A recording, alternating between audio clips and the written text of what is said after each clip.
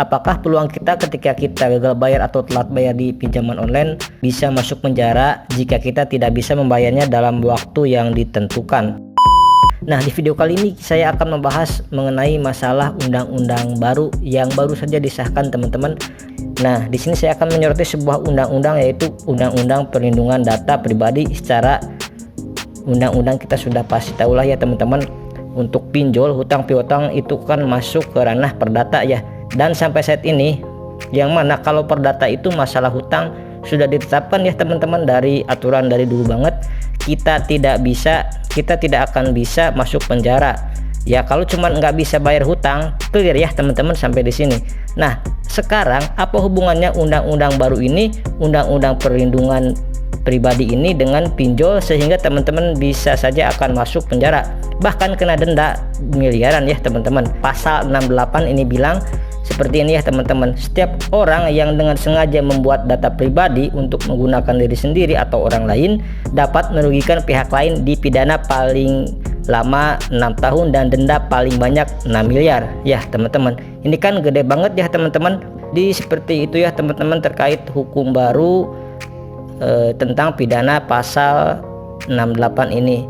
Sekian dulu video kali ini, semoga informasi ini bermanfaat untuk teman-teman semuanya. Ingat, teman-teman, ketika teman-teman ingin melakukan pinjaman, gunakan uang tersebut untuk kebutuhan produktif, bukan konsumtif. Apakah aplikasi pinjaman online bisa otomatis mendebit rekening tabungan teman-teman ketika teman-teman telat bayar atau gagal bayar di aplikasi pinjaman online? Kali ini kita akan membahas resiko gagal bayar atau telat bayar di aplikasi pinjaman online. Untuk proses auto debit itu tidak semudah yang kita bayangkan ya, teman-teman. Misal nih, teman-teman sudah menandatangani bekerjasama dan mengajukan pinjol dan mendaftarkan rekening teman-teman. Itu tidak serta-merta teman-teman di aplikasi itu bisa auto debit prosesnya ya, teman-teman. Itu prosesnya panjang ya, teman-teman. Ada beberapa dokumen yang harus teman-teman lengkapi, surat perjanjian dan lain sebagainya. Nah, itu semua tidak akan pernah terjadi ketika teman-teman mengajukan proses pengajuan pinjaman, sehingga nggak mungkin nih, teman-teman, rekening tabungan teman-teman itu akan di auto debit oleh aplikasi pinjol tersebut. Kalau misalkan sebuah rekening tabungan teman-teman, katakanlah ya kayak di dalam kasus yang bertanya kemarin, dia itu pinjam di aplikasi pinjaman online, kemudian dia itu mengajukan pinjaman di Shopee PayLater atau di Akulaku atau di Shopee Pinjam, yang mana kan aplikasi Shopee PayLater kan bekerja sama dengan Cbank ya, jadi satu grup lah ya, intinya seperti itu. Jadi meskipun seperti itu, tidak serta-merta otomatis auto debit ke rekening Cbank dari Shopee Pinjam, enggak ya, teman-teman. Seperti itu ya, teman-teman. Jadi DC pinjol nekat datang ke kantor kepala daerah atau kepala desa setempat yang ada nasabah gagal bayar, di mana itu merupakan daerah yang tidak ada DC lapangannya ya, teman-teman. Assalamualaikum warahmatullahi wabarakatuh. Di video kali ini kita akan membahas gagal bayar pinjaman online. DC pinjol datang ke kantor kepala desa. Maksudnya gimana? Maksudnya seperti ini ya, teman-teman. Jadi di beberapa wilayah itu kan tentu tidak ada DC lapangan yang beroperasi di sana.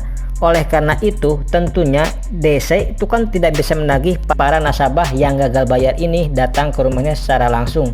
Nah, karena itulah biasanya DC seperti ini mempunyai akal bulus atau akal muslihat ya, teman-teman, untuk menekan teman-teman agar teman-teman ketakutan dan mau bayar pinjaman online.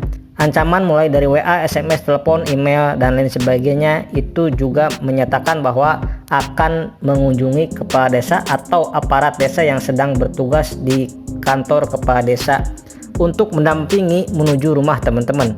Itu enggak sedikit pula yang mengancam akan memblacklist KTP teman-teman di kantor kelurahan atau kecamatan, dan tujuannya simpel, agar teman-teman itu takut dan segera membayar hutang. Jadi ini penting banget ya untuk teman-teman ketahui.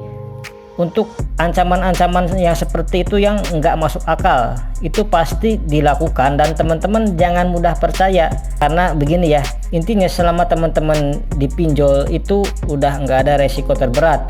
Apapun yang kalian terima ketika teman-teman gabay di sana ya pastinya paling tidak slik OJK teman-teman itu akan jelek. Yang mau ancamannya mendatangi kepala desa atau presiden pun itu mungkin urusan hutang piutang hanyalah kepada yang bersangkutan, bukan berarti kepada aparat desa ya, teman-teman. Ya, segitu dulu ya teman-teman di video kali ini. Mudah-mudahan informasi ini bermanfaat untuk teman-teman semuanya. Saya pamit. Wassalamualaikum warahmatullahi wabarakatuh.